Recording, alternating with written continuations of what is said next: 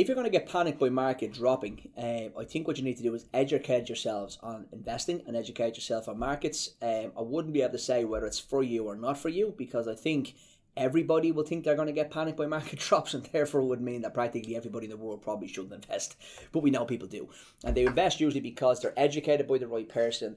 They can see what's going to happen in the market before it happens. Now, when I say see what happens before it happens, I'm not talking about someone guessing or saying the market's going to fall by 20% next week or next month.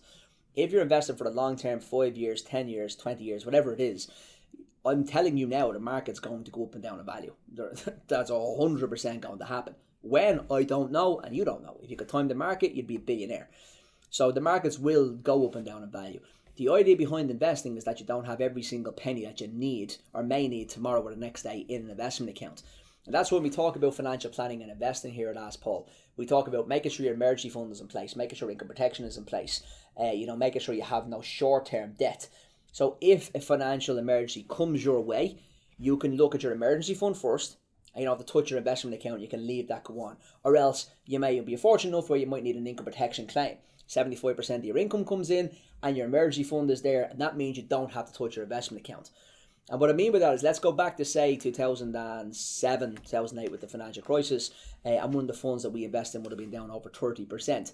Let's say a client had 100,000 in that fund, and now it's down to 70,000. You don't want your client to need to take it out then. So if they were off work sick, or even they lost their job and they were out of work for 6 months or a year, their emergency fund might carry them a lot of that way before they needed to access. If that client had every penny and they just got an investment advisor, they had every penny in that fund, and they had no income protection if they were off sick, or they had no emergency fund, they had no cash in anywhere else, the first thing they have to do is go after their investment account and take the money out at possibly the worst time ever. And that's why investing needs a financial plan to run alongside it. It's never as simple as just invest and forget about everything else. You have to have the other bases paid off. And again, there's no point in investing if you have short-term debt.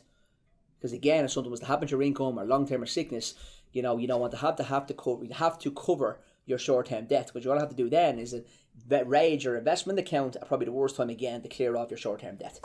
So that's why we have those principles around what to do before you invest.